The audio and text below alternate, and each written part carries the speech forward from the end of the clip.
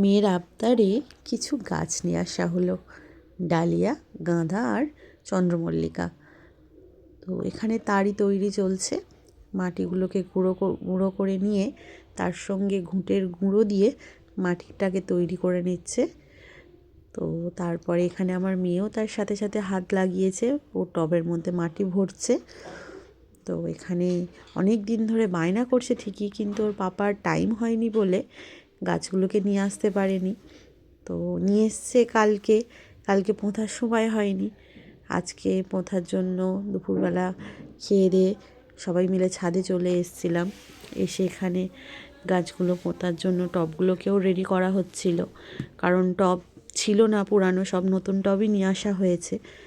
আর এখানে এই যে একের পর এক গাছ ওরা লাগাচ্ছে, টবের মধ্যে মাটি ভরছে। তো অনেক দিন পরে আমার মেয়ের ইচ্ছাটা পূরণ করলো ওর পাপা।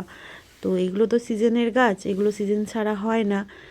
ওই জন্যই হচ্ছে কি, অন্য টাইমে যে অন্য গাছ পুঁতবে সে টাইমটাও ওর পাপার হয় না, ওই জন্য এই সিজনের এই ফুল গাছগুলো নিয়ে আসলো।